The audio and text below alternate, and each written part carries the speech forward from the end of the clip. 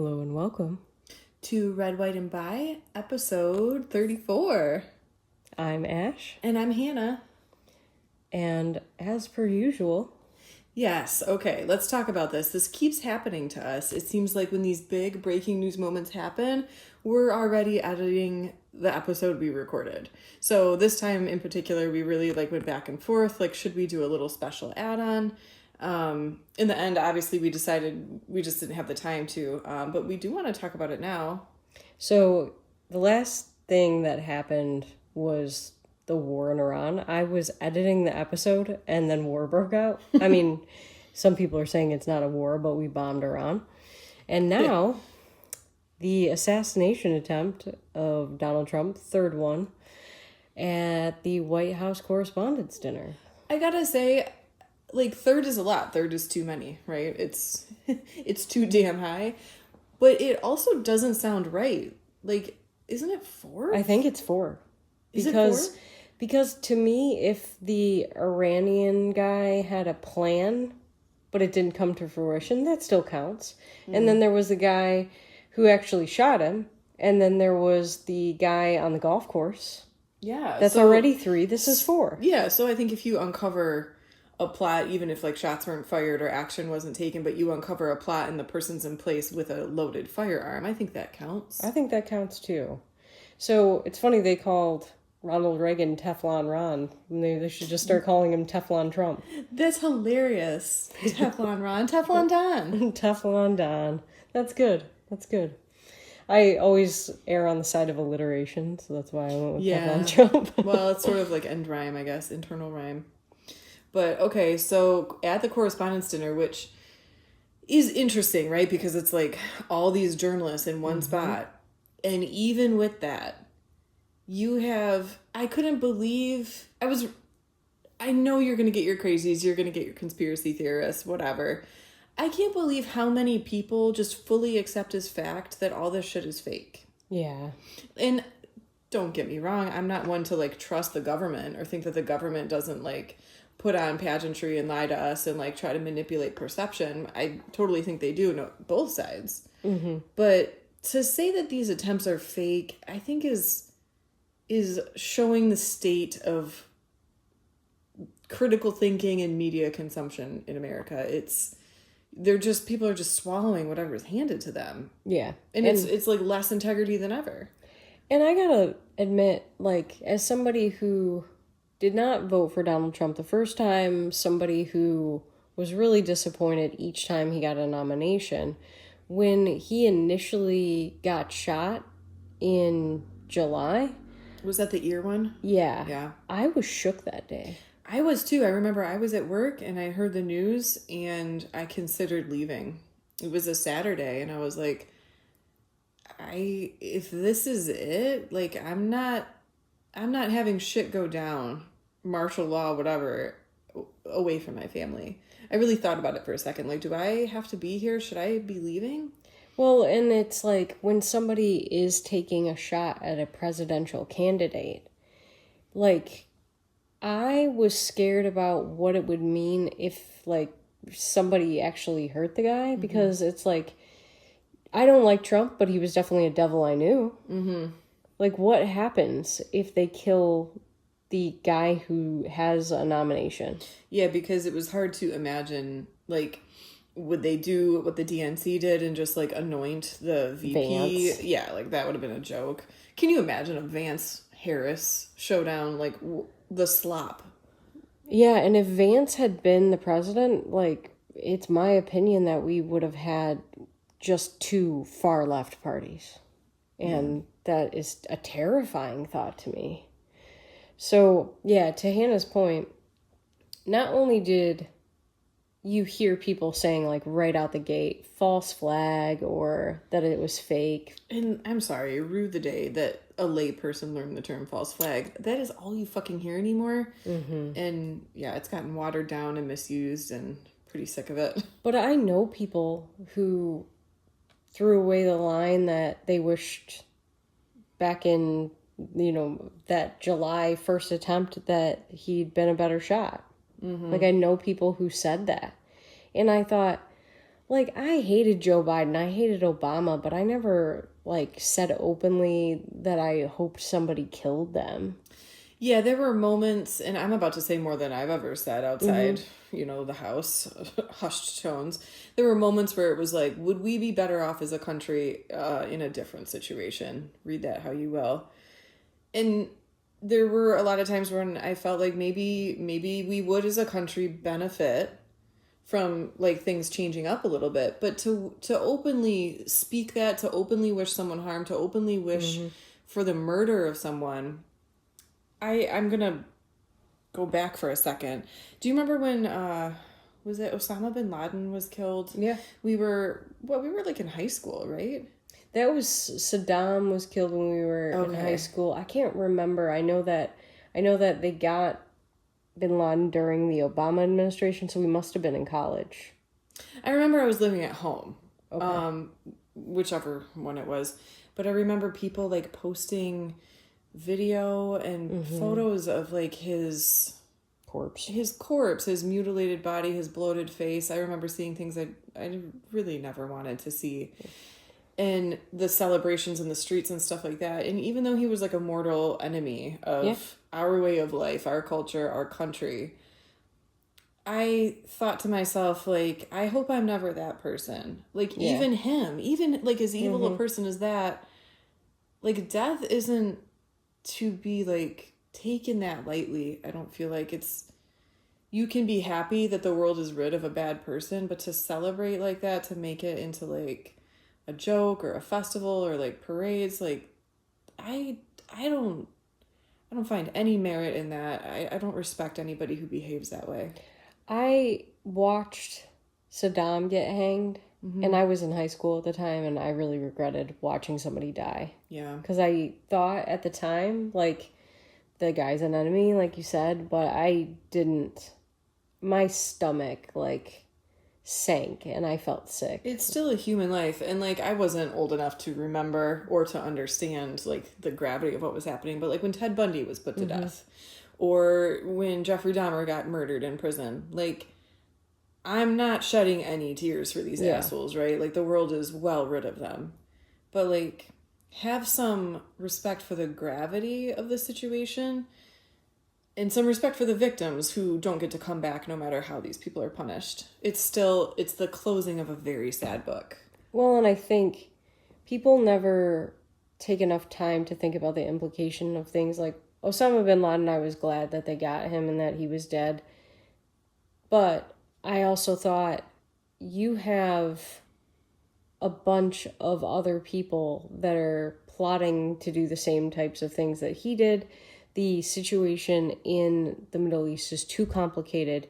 Killing one guy never does the job. And as much as he needed to be brought to justice for what he did to American civilians, in the end, how much does it change to finally get him? Maybe not as much as it should.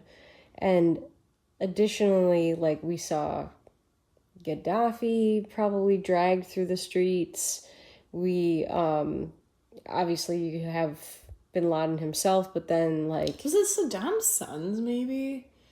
I thought maybe they died in a bombing, but I'm not sure if that was in real life or in the movie Deterrence, because but the one that I was thinking of that I was really happy about was Fidel Castro. But at the same time, I feel like I have enough maturity to know that there's just going to be Raoul popping up in his place. Right, so if we can have this kind of understanding about horrible men and cruel people like this, let's bring it back to the present, like with the actions against Trump and stuff like that.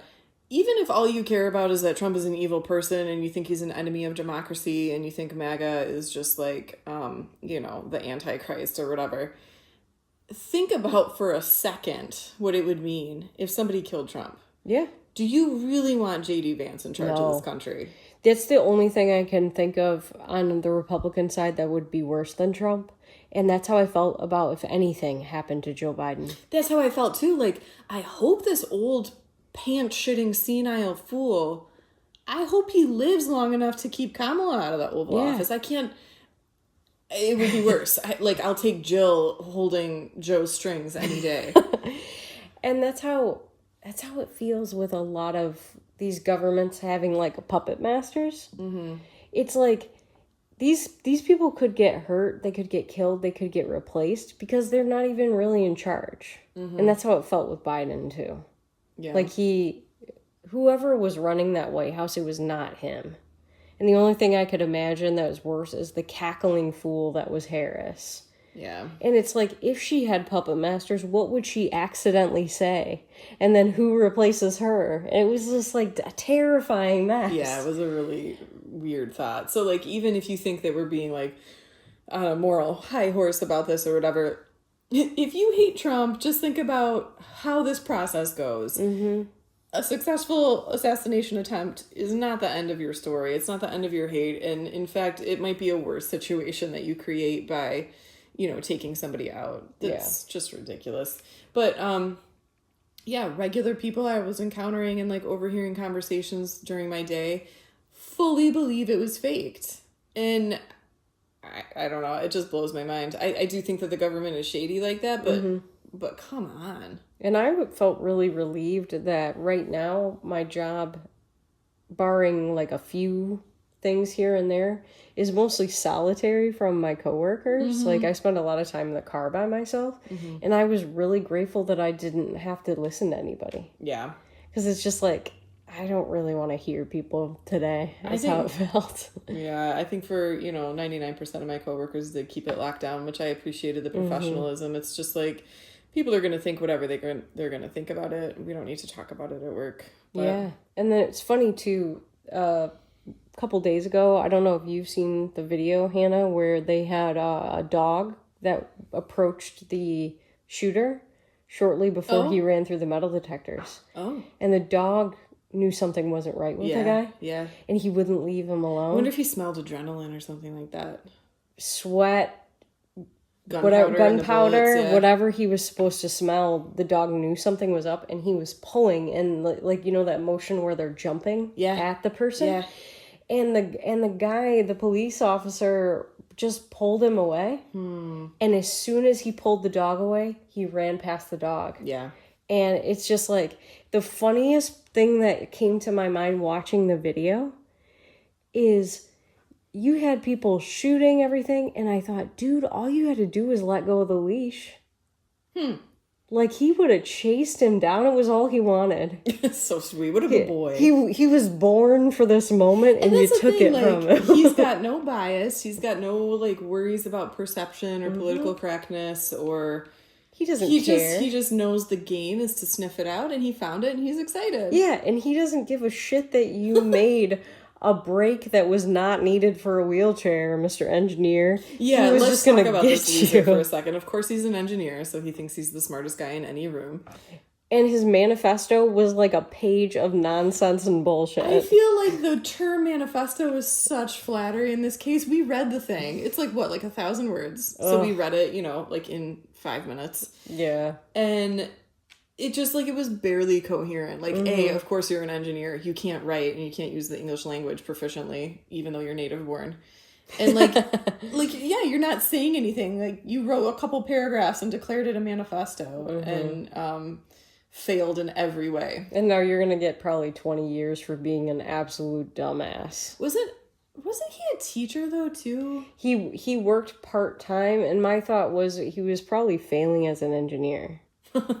Because who decides to be a teacher when they could be making engineering money? Yeah. It just didn't add up. But he got, a Teacher of the Year award at I'm sure he did. Some school, and it's just the guy, to Hannah's point, thinks he's the smartest person in every room. But it's I think if the guy had actually been smart and he's a leftist, then maybe his plan would have been to hurt Trump so that J.D. Vance, a leftist populist, would become the president. But I doubt he was that savvy. Well, I think most people don't know much about politics. Yeah, and they're so entrenched in political lines that even, you point out that Trump and J.D. are both pretty far left in terms of their fiscal choices and their world diplomacy choices and stuff. Economic, the tariff situation and But I think most people are so entrenched in the party lines and the narrative Yeah. that I don't think that occurs to most people.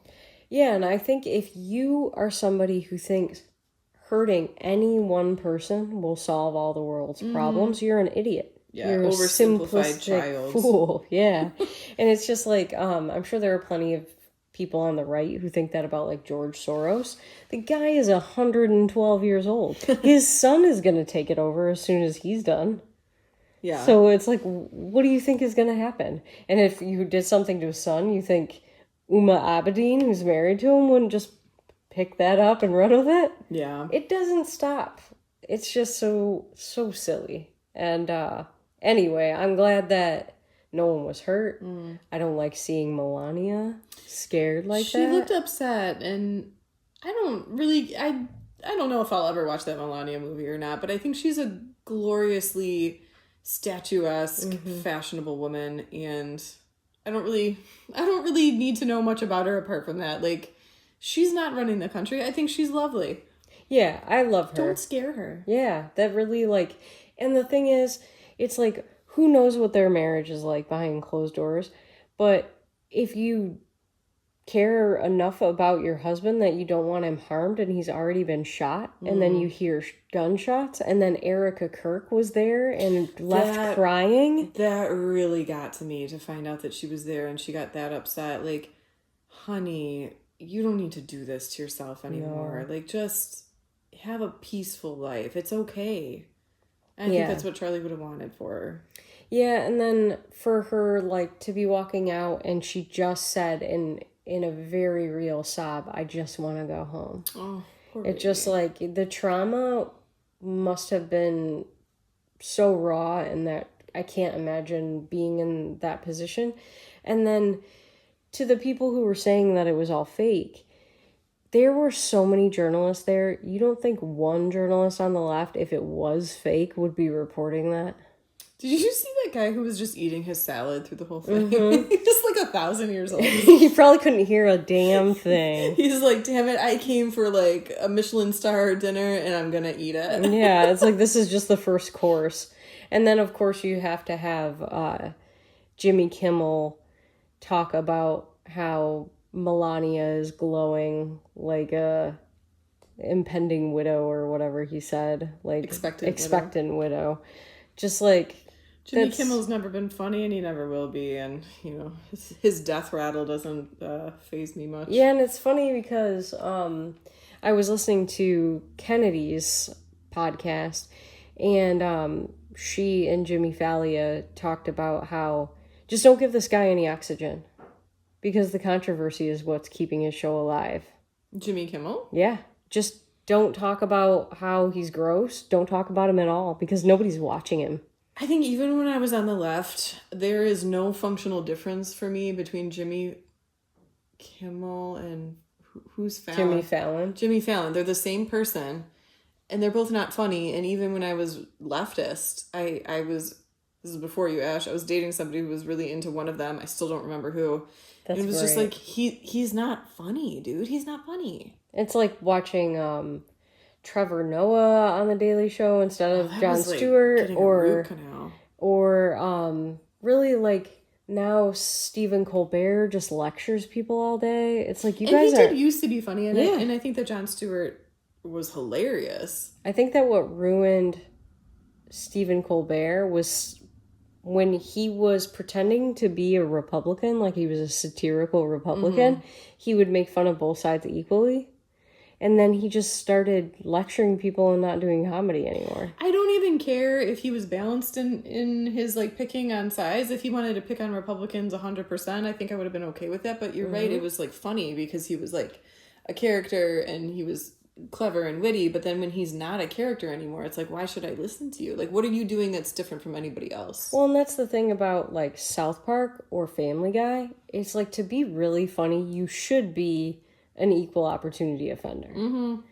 And, like, people can laugh at, like, a setup for a joke and they know what's coming because it could go either way and you don't know which way it's going to go this time. But what was great about the early Daily Show is that if somebody fucked up, they were going to get made fun of. And it didn't matter if they were a Democrat or a Republican. Yeah. And then that went away, and it's just like, so you're just going to try to be funny all week with one subject when the funniest thing might have happened on the other side, and you're just going to leave it alone because teamsies? Mm-hmm. Like, why bother with that? Yeah. It's just not as good. Yeah, and I think, again, like, when those shows were in their heyday, I was on the left, and when they would occasionally make fun of the left, it was really funny because you weren't expecting it. Yeah. And it kind of gave you, like, a little bit of, like, relief, like, I'm on the right side, the correct side. I'm on the side that can still find a little humor in its own self. And I think it's fair to say that I thought that before my mind ever changed. It was like, oh, I must be on the balanced, open-minded side of things because this person I'm watching is picking at, their own side too. What's interesting is, like, now the guy he's resigned from Congress and he's accused of rape, and that is not funny, and you're not, seeing people do any kind of jokes about Eric Swalwell or anything like that. But back when he farted on TV, it's like that should have been prime for any comedian to call him Eric Fartwell. That's hilarious. It's hilarious. And it's like, it's not damaging. It's not really hurtful. Just do it. A guy farted on TV and you're not going to talk about it? It's like, come on. His eye squeezed up with the sound, and there was no way it wasn't him farting. The effort of pushing it out. Yeah, and it was so loud, and he had a lav mic on, and he just like went for it. I love that for him. Good job. And you're not gonna make fun of the fact that this guy is wearing a microphone and farts and expects no one to notice. Hannah has a church story about that. Oh man, I'll tell it super fast because it has nothing to do with anything. But, like in a fundamentalist church, or maybe this is more normal in regular churches, you've got a couple people with, like, semi-decent voices who are up front while you're singing your church songs, and they've got microphones, and they're, like, leading the worship songs and stuff like that, because, like, they had high school choir or something.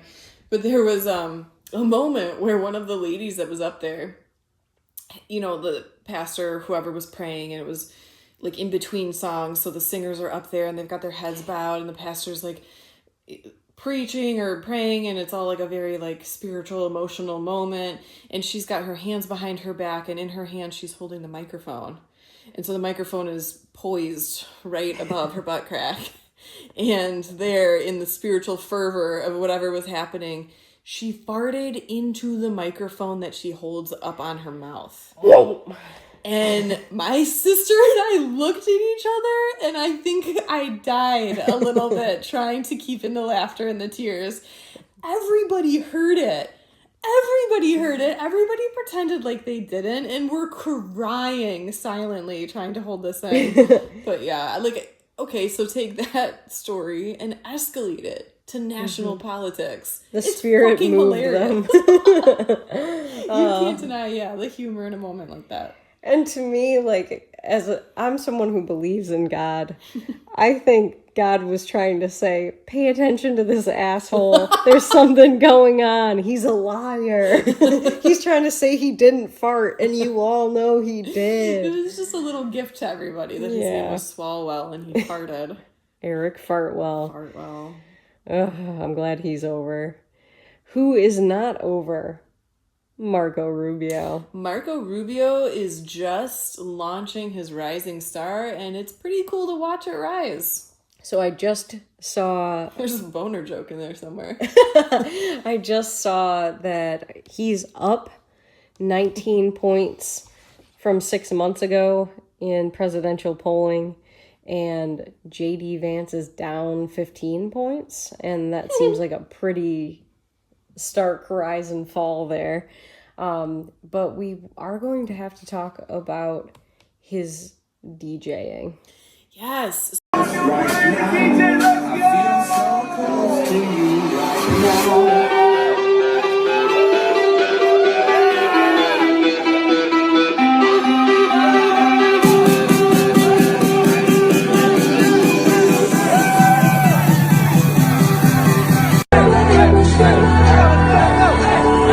So for those of you who are listening on Spotify, Marco Rubio went viral for DJing at a wedding. So Lil Marco is a DJ among his many other jobs. Right. So we liked him anyway, just as Secretary of State. He's poised. He's got like a great head for diplomacy. He's really good at like Foreign policy. Foreign policy. I was like, foreign affairs sounds wrong.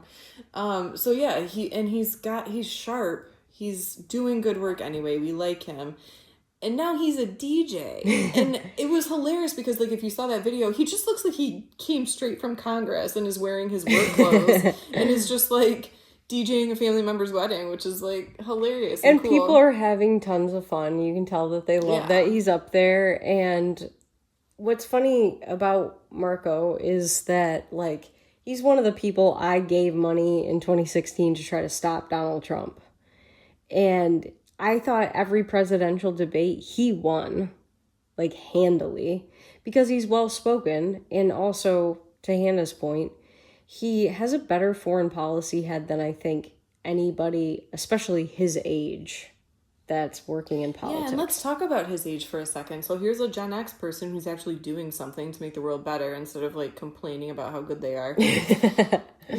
He's an appropriate, perfect age, I think, 54. Perfect age for a presidency. It would be somebody so much younger than we've seen in a long time.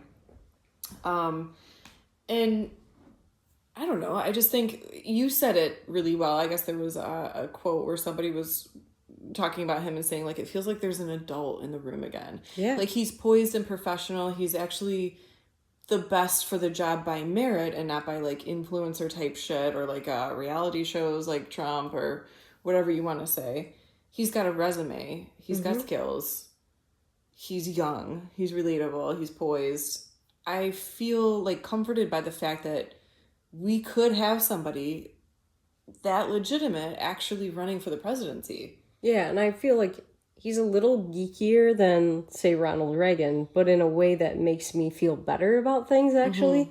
Because it's a competent geekiness. Yeah, because he might fumble a little bit in his words when he talks, but he's still a good communicator, and not since Reagan, the great communicator. Have you had somebody up there who's not just saying words that sounds like they were written by somebody else? But he's just not like a suit doing talking points. He's substance. And I feel like it's really interesting. It seemed like this week, Trump was quiet. And it was like, Marco's a meme, Marco's a DJ, and now Marco Rubio is going to run this presser and listen to his answer about his hope for America. I mean, my hope for America is what it's always been. I think it's the hope I hope we all share. We want it to continue to be the place where anyone from anywhere can achieve anything, where you're not limited by the circumstances of your birth, by the color of your skin, by your ethnicity, but frankly, it's a place where you are able to overcome challenges and achieve your full potential. I think that should be the goal of every country in the world, frankly, but I think in the U.S., we're not perfect. Our history is not one of perfection, but it's still better than anybody else's history, and ours is a story of perpetual improvement. Each generation has left the next generation of Americans freer, more prosperous, safer, and that is our goal as well. But it is a unique and exceptional country, and as we come upon this 250-year anniversary, I think we have a lot to learn and be proud of in our history. It is one of perpetual and continuous improvement, where each generation has done its part to bring us closer to fulfilling the vision that the founders of this country had upon its founding. I see what you're saying, Ash. Like, there is a little bit of geekiness there. Like, he stumbles on a couple words. He sort of repeats himself in what seems like almost like a nervous manner. Like, it's not the perfect speech, but there's something about it. There's like a qualia to it that I can't identify, that is just like a sigh of relief. Like the one person was quoted as saying, like, the adult is back in the room. And that was a leftist who said that. That's I find so that great very to hear. interesting. He said he knows that Vance probably wouldn't beat Harris, but with Harris, he doesn't get that feeling that the adults are back in the room. Not at all. I'm tired of, like, dealing with people who feel like they should be on medication. Yeah. And I say that about Harris and Biden, but I say that about Trump too. Yeah. Like, what is with the personality disorders? And just like the unhingedness? It's too much. And I feel like the quality that we're missing is something that like I struggled with when I was looking at the candidates in 2016. I thought some of the best ideas on that debate stage were coming from Ted Cruz. The idea of simplifying the tax code to such a degree that you could just fill everything out on a little tiny card. Yeah. The idea that there would only be a flat sales tax was one of the best ideas that I really, really wanted and knew I wasn't going to get. However, every debate, I felt like Marco Rubio won, and it was something that was totally vacant from Ted Cruz: authenticity.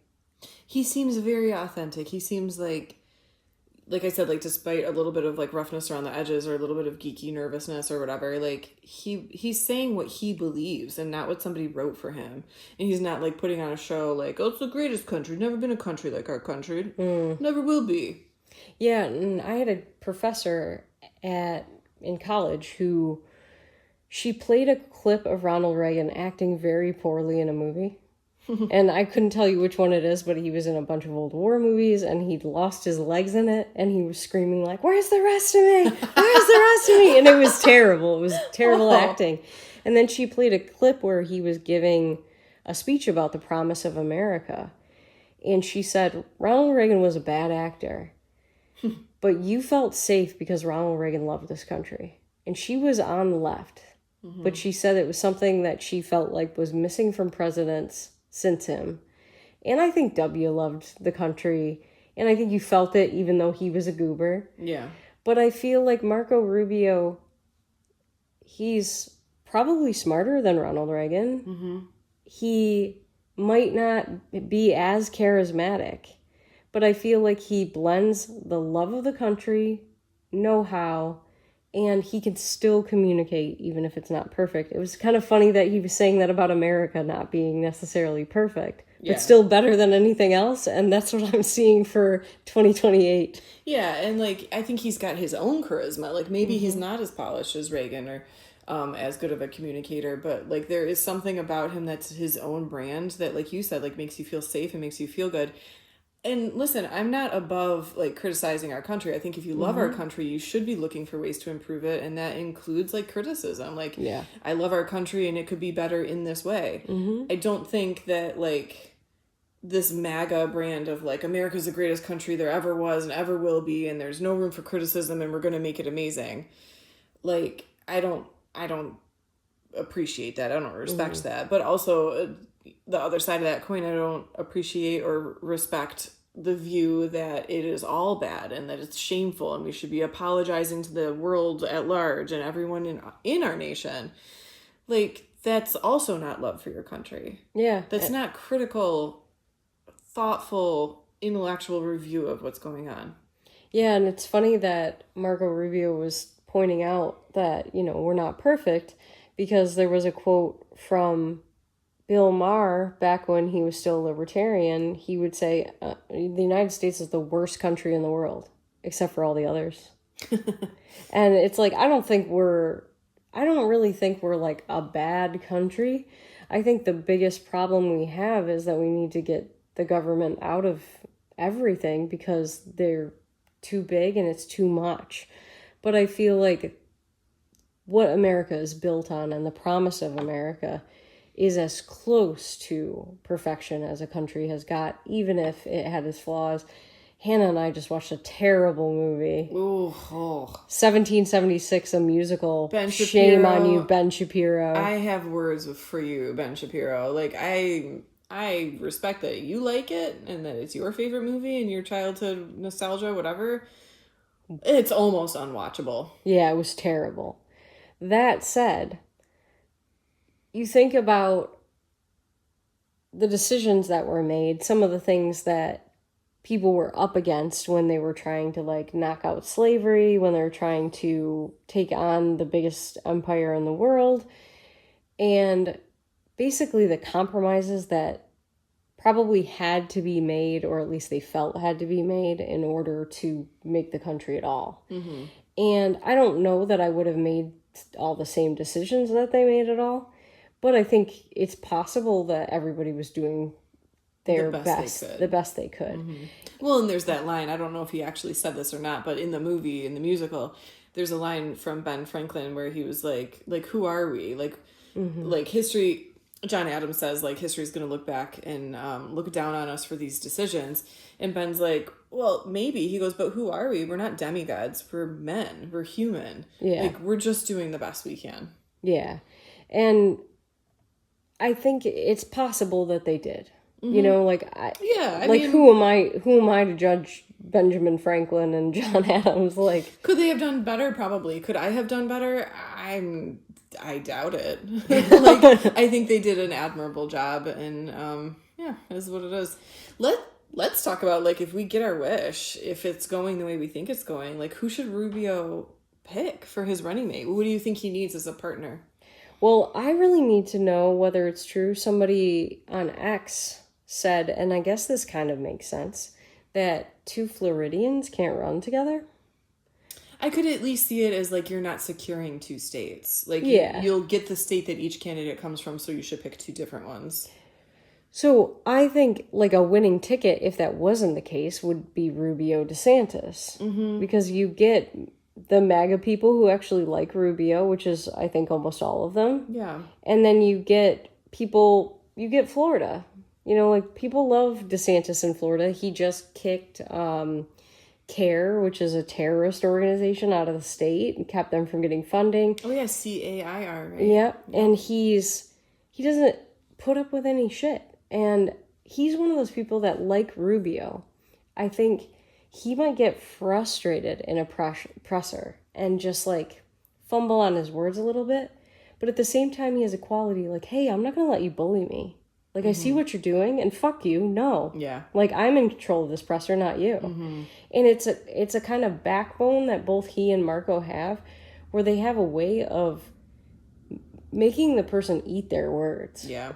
But if it can't be DeSantis, do you have anybody else? I think Tim Scott might be a good choice from South Carolina. And I think, like, for people who are really into identity politics, I feel like that could be a hilarious ticket. Yeah, you've got a Cuban and an African American. Good luck trying to pull the racist card or the evangelical card. Yeah, and I think if you really wanted, you know, I know MAGA would never go for Nikki Haley. I think Rubio Haley would be a dream team. But at the same time, I think there are a few other female candidates that, like Marco Rubio, Condoleezza Rice, I think would be an amazing ticket. And I think she's actually a really smart and capable woman. Really interesting. So obviously, like, putting identity politics aside, I don't know that I would pick a different ticket than that. I still think that she's one of the most capable Republicans That's out really there. interesting. I kind of forgot about her. I think she's so cool. And I think she is, like, such a champion of school choice, which is one of the biggest deals to me, that I think it would be really powerful. And the two of them could not be beaten on a debate stage. Imagine whoever Harris or whatever schmuck they pick, whoever they pick for their vice president trying to debate Condi. Good luck. So to be fair, since you bring up the other side, and since we talked about the person who said that it feels like the adult is in the room was on the left, do we have any of that, like, hopefulness? Like, who in your mind would you be excited to see the Democrats put up? And if not excited, then at least, like, oh, I see you, I respect your choice. Fetterman. Yeah. You know, I would love a moderate candidate from them, because you do have people like Barney Frank, who was in Congress, who's now dying. He's basically telling the press, my party is moving way too far to the left. If they ever want to win another election, they have to get a more moderate candidate. Someone like Fetterman would do that, but I don't think... Fetterman's not staying with Democrats, though. But he might, if it's like, you're the new head of the party. You can remake the Democratic Party as you remember it. They might be able to save that, but I don't think Democrats are going to do that. I think they're going to lean harder and harder left, because they're embracing people like Hassan Piker. I wonder if they would even try for Mamdani. I don't know that he was born in the United States. Ah, okay. I don't think he was. I think you're right. But like Hakeem Jeffries is embroiled in fraud now. Yep. Which we'll talk about a little bit later. And AOC got hit with fraud. Yeah, so that's I think true. some of their like young, shiny hopefuls might not be options anymore. And I think I could see them picking somebody dumb like Cory Booker or Pete Buttigieg, who's just a failure at every job he's ever had. But it's like I'm trying to give a fair shake of somebody who, besides, like a moderate, somebody who's left wing, who like I know excites people. And it's tough. I could see them picking somebody like Cori Bush, like just picking a black woman. Because they're really leaning into identity politics. And it's like, you have to pick somebody who does what Mandami does, but was born here. Like, who fires people up for better or for worse. And do they have that? And I just don't think. I think they've got a bunch of duds, or otherwise they wouldn't have run Biden to begin. Or Harris, for that matter. Yeah. Harris does not... Harris is going to run again. You know, I know. she is. And if they just pick her again, especially... I think they would have picked her again if this, which we'll talk about, redistricting, gerrymandering thing would have come true. Because... whoever was controlling Biden could have led her around on a leash for... Jill. Yeah. Maybe not Jill, because I hear they hated each other. Oh. But it's like whoever was the chief of staff, I think they could have just auto-penned her however they wanted. So, okay, like, let's just talk about it then. Let's get into our redistricting topic. Sorry, the wine's kicking in. That's all right. Got a little Pinot Grigio tonight. And I got a little ulcer, so I'm never going to drink again. So redistricting was basically gerrymandering racially came up, and it went to the U.S. Supreme Court, and they said you can't do that, because if you can't use affirmative action in schools and you can't make these decisions, especially in things that either get government funding or are controlling our voting system based on race, then you have to stop doing this. It doesn't make any sense. I'll be honest, as a layperson who, like, I understand what gerrymandering is and what it means. And I know, like, the redistricting sort of, like, why people sit there and study it and crunch numbers and redraw maps. I get that part. But I guess I don't understand. This has brought up a whole nother set of questions for me. If you can't determine it by race, but you can determine it by income level. You can determine it by, like, to me, it's like, what is the criteria and how are they allowed to just redraw lines? Well, to me, what makes the most sense is just general geographic districts. Like, is it a county? Like groups of the same numbers of people? Population, that is all. You're not basing it on who the individual is. It's just that they're a voter and they're in certain lines. Capita. And that is really the most fair thing, because if you have, like, I used to work I sold data, and I felt real dirty about it, because it was basically like, it's the stuff that, you learn about people to sell them advertising. Yeah. And Hannah knows this. I hated it. The more I learned about it, the more wrong I thought it was. Well, yeah, there were some pretty gross practices going on, and it's all like public information, but you're using it and weaponizing it in a way that is so predatory and disgusting. So if they know, I think it was 17,000 pieces of information about Hannah. Right, so like my politics, my job, my age range, obviously my health status, marital status, you name it, who you're married to, religion, what the gender of the person is. If they know all that about her and they're just going to send her a flyer about a credit union, imagine what they could know about you if they want to district in such a way that they get your vote, making the most difference for their campaign. And that seems real fucked up when you want a fair election. So to me, it makes every bit of sense that there might be, to Hannah's point, racial, income-based, all these other things might need to go to the Supreme Court. Like, or maybe they'll find a way to say, you know what, based on personal qualities, you can't decide the districts. You know, something like that that's broader. But it was really interesting to try to listen to people say they've made the vote of every Black American not count. And it's like, no, every vote is supposed to count the same. Like, it's supposed to be pseudonymized so that we don't know who these people are. We just know that they're an American voter and that they live in a certain area. And if enough people vote one way in this area, that candidate they most voted for wins. I know in our state, I think it's kind of interesting. Michigan is a bit of a swing state, right? It's purple.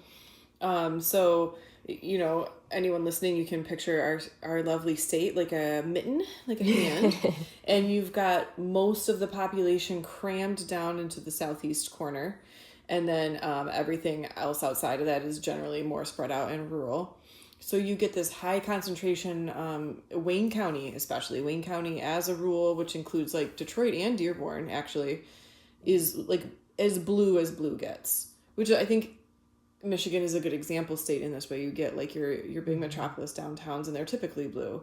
But then you get your farmers and your people out in the more rural areas and stuff like that, and they're like red counties. So I find it really interesting to think about, like, if you did like sort of like a pie or starburst sort of like borders where like the wedge goes from one of these metropolis areas and like spreads out into a more rural area, it's going to be red. Yeah. But if you just like go county by county, like then it starts to mix up. So it's interesting to think about the way people choose to live and what it means about how they vote where they live. Yeah. And it was also interesting to watch. So this was like an overall decision that the Supreme Court made about racial gerrymandering. But then specifically in Virginia, Democrats had pushed an amendment to authorize mid-decade redistricting, when usually it's done once every 10 years. And it was like, we have power now, so we're going to redraw the map. And it was the Virginia Supreme Court that was like, what? You can't do that. Yeah, we have a schedule for a reason. Yeah, like you can't just say that since we have all the power, we're going to make sure there's never a Republican win ever again. So it got struck down, and we're looking at Hakeem Jeffries. Democrats poured $64 million, and it seems like it might be taxpayer money, into trying to do this. And then they ate shit.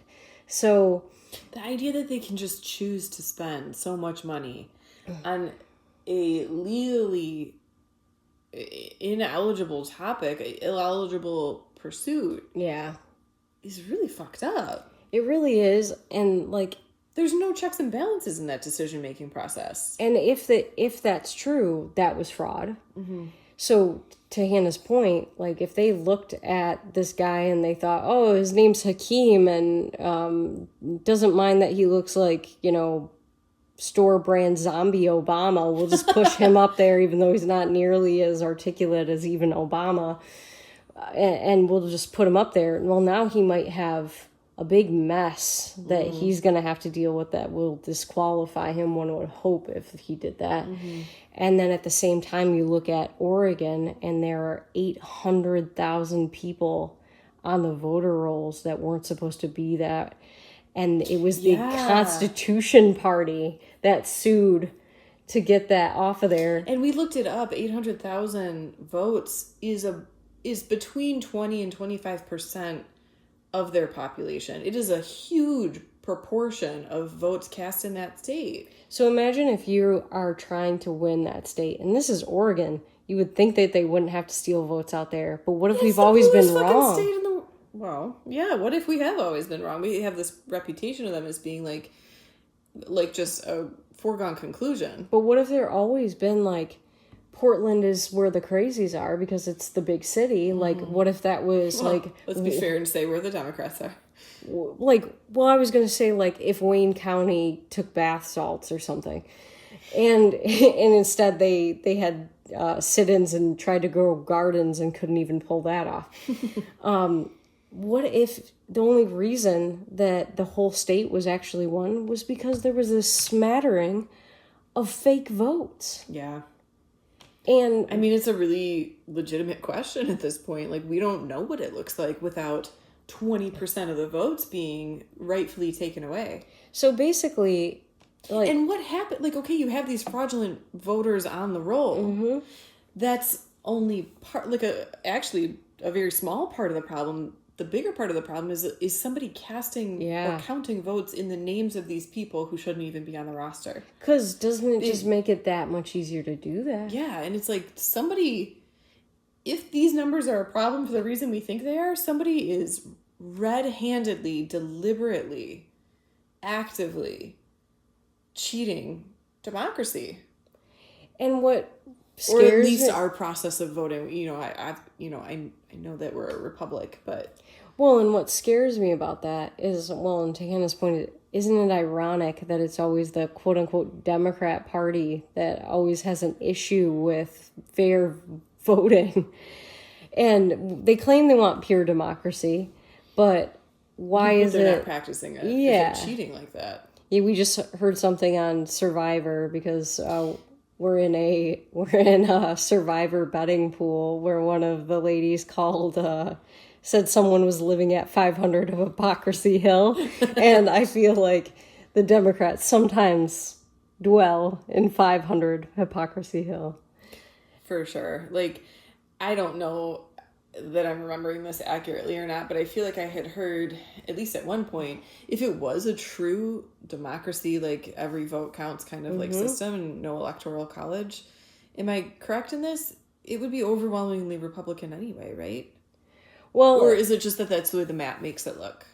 No, honestly, I think that because Trump won the popular vote, like that's the answer for now, you know? Yeah. But at the same time, it's like we were made to not be that. Like, the founders believed that was a tyranny of the majority and that the most important thing was to protect the minority, the individual. And, like, I'm glad we have an electoral college and that we're a republic. So certainly I wouldn't want that. But to me, it's always hilarious that they ignore that Donald Trump won the popular vote, too.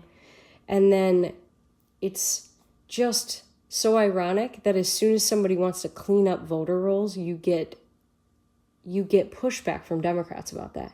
Why wouldn't you want the voter rolls to be correct if you're not cheating? Well, not cheating and then also aware that the other side wasn't doing what you're doing.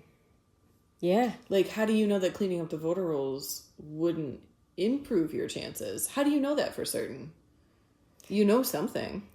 And you guys probably remember, like, it was right before the election. Hannah and I were talking about it. I actually almost didn't vote or voted Libertarian in this last election. And then, you know, we talked about, like, what was going to happen maybe if we didn't vote, and we really just, it was a prevent Harris vote is how it felt.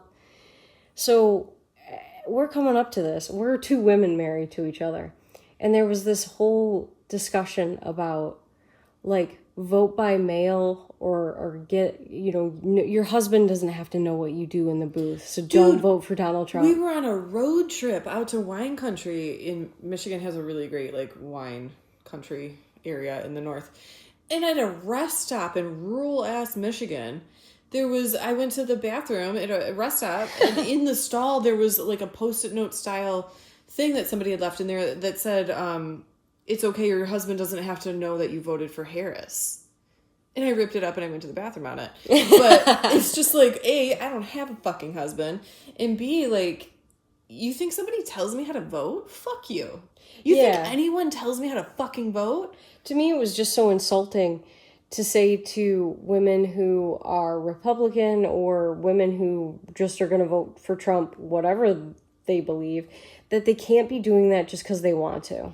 They're not smart enough. That they're not smart enough to realize that your husband will never know one way or the other anyway. You're going to tell me women don't lie to their husbands all the time about who they vote for or anything, and husbands don't lie to their wives? I'm sure they do. And thanks for the idea, Post-it note in a rest stop. Yeah, so I saw, ironically, it was a joke, but a woman had posted on Twitter, vote by mail so that, I can't vote by mail because my husband will see that I voted for, the candidate that he doesn't want me to vote for. So we have to get rid of vote by mail. And I just thought, that's clever and funny. Good job, you. Really turn those tables. Exactly. So it's a big old mess. But the idea that there seems to be a party that doesn't want voting to be fair because if it was fair, they wouldn't win. It's a little concerning. And it's if you guys don't realize that you're going so far left that you're leaving most Americans behind, like Hannah could tell you, she probably doesn't feel like she changed all that much. I don't feel like I did. I still care about people. I still want abortion rights. I still want people staying out of my business. I want my non-hetero marriage protected. I don't feel like my needs of what I want out of government have changed at all. In fact, they might have become a little bit more refined. It's just that Democrats can't take care of it anymore. And, does it feel like they're just hyper-focused on things that aren't as important to you? To me, it feels like I would be punished if I didn't want exactly what they wanted. And I feel like if I'm conservative, it is a party that celebrates me deciding what is best for me. And that has always been what's most important to me, is every individual should be able to live in the way that they see best fit, and no one should be able to tell you what to do. And that was the line that was sold to me when I was on the left. I thought that that's what the left wanted for people. I thought it wanted gays to, be able to live how they wanted, trans people to live how they wanted, minorities to have the same opportunities as anyone else. They were selling me the line that the government has shouldn't be holding you down. And what I saw was if you said one thing incorrectly, if you had one hobby they didn't like, if you listened to the kind of music that they thought was wrong, you were punished. And it was no, contrary to what they're telling you, you have to be in lockstep. It's Gestapo. Well, and what's kind of scary about that is you have to or you're out is best case scenario, because it seems to me they should really like Fetterman. To me, he's even post stroke, he's one of the more articulate people in the Democratic Party. He can not only tell you his position on something, but explain why he feels that way. And then Josh Shapiro, who might have been Harris's running mate, but he had the audacity to be Jewish, just like her husband. He said, "You're a Democrat. What are you doing? Get it in line." And it's a couple weeks prior, Hannah asked me, is there anybody on the Democratic side besides Fetterman that seems okay to you? And I was Josh Shapiro's kind of okay. And it's I guess not. He's not okay with a guy trying to represent his constituents instead of the party. And that's why you get people, those snippets of Democrats saying, you see a Republican congressman out to eat with his family, punch him in the face. Yeah, I'm not okay with that kind of rhetoric. And I want to be fair and say that there are certainly people like that on the other side of the aisle. There's MAGA Republicans where it's if you're not in lockstep with MAGA, then they call you a rhino. I don't necessarily think that Republicans represent what I want out of a government properly either. I know for a fucking fact that Democrats don't. Yeah. I don't think Republicans, I think they're better at it, but I don't think that they're perfect whatsoever. I feel just like Democrats and Republicans are no longer liberal and conservative. I feel an affinity toward conservatism that I don't see represented by Republicans necessarily all the time. Oh yeah, like I think they're Or libertarians either. Like I don't want anarchy and like dove foreign policy. I want somebody who's gonna let me live the actual title caps American dream, where I get to live my life in the way that is best for me. I don't infringe on someone else's rights, and they don't infringe on mine. I want a Republican Javier Milei, and that person doesn't. Fucking A. It doesn't exist. Yet. I want somebody to tell me that they're gonna nix all of those social programs that aren't working, and do what we were just talking about at dinner. What W said, you're gonna get X amount of dollars as a baby invested for you in the S&P 500, and sweet baby, that is your retirement fund. And how wealthy that would make the people, how strong that would make our market and our economy. I mean, it's so simply perfect that no one will ever do it. No, and it's because the government wants a Ponzi scheme where they line their own pockets, and that is a government slush fund that we get taken out of our check every 2 weeks. Money, very much so, is the root of all corruption, all evil, all this like lying and ambition and infringing upon us and using us, the citizens, as a piggy bank. Well, and it's absurd to me because people should realize if they can see that stat and think about that the government doesn't want to help them. Fucking no. The government is, you can't blame it for all of your problems. But if you kept your income and you didn't pay property tax, how many of your problems that come up in a year when your water heater blows up, or how many would be solved? We could more than afford to live our own private little kingdom. And we could afford to take care of each other too. We could afford to not let any child fall behind, to not let our neighbors like get kicked out of their homes, to like feed somebody in the grocery store who all of a sudden couldn't like pay their bill when it all totaled up.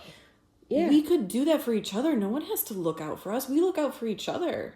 And we can afford to. Seriously, if you had, let's just say, $160K versus whatever you get after taxes on that, you saw a woman who couldn't afford her groceries, you tell me that you just let that happen? Yeah. If you had that much more to throw around because the government doesn't take anything, you'd probably be pleased to make it rain. Yep. And it's just you wouldn't donate to like GoFundMes for people who had hospital bills and stuff? Hell, please. I was poor as hell, and every time I saw a sick dog when I was making $27,000, I still donated to the damn thing. So it's just like, get real.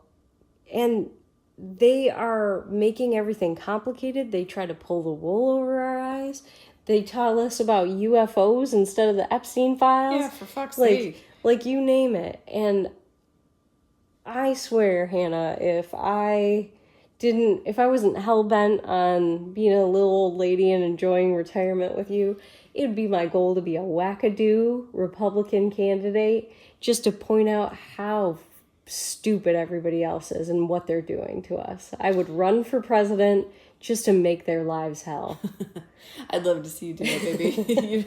Vote for Ash. I'd probably take a bullet, though, and that's the only thing. I didn't want to say it and like make it dark, but they'd never let you. I know. And I think that moment where Ted Cruz had his idea about the tax code that could fit on an index card, I'm surprised he's alive. But that is certainly why he's not president.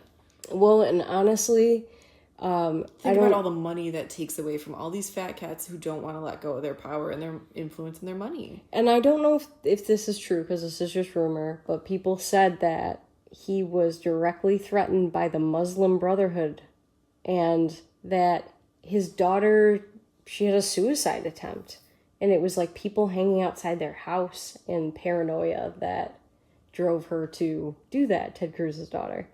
So it's like, I don't know what these people go through when they do that, but I feel like there's some John DeLorean shit going on. I was going to say DeLorean. I was like, you're going to get DeLorean. Like, they will You threaten a corrupt, fat cat millionaire politician, you'll be lucky to come out with your life, let alone your reputation, your family, your health. I think there's a very real possibility that John Kennedy slashing income tax as much as he did is what really got him killed. You know, especially when you have somebody like LBJ who's just, he's going to create the war on poverty on the heels of that. The guy was as corrupt as it gets. I guess that's, to bring us full circle here, that is one reason why I think that these attempts on Trump's life are legitimate, because they're so slappy and so stupid. I have every belief that a delusioned, brainwashed idiot who thinks that they're going to change the world is behind it. I truly believe like crazy people are behind it, because if Trump was ruling is the wrong word, running the country in such a way that actually pissed off the correct people who needed to be taken down, it would not be an attempt. It would be successful. It would be quick. It would be in the middle of the night. Like, it would be precise, and he would be over. Yeah, and I think these attempts are absolutely real, and they're absolutely lunatics with no finesse or planning. Well, and think about how much mainstream media attention goes into painting Trump as like the new Hitler. It's ridiculous. So, like, if you believe that that's what he is, you probably think you're going to be a damn hero.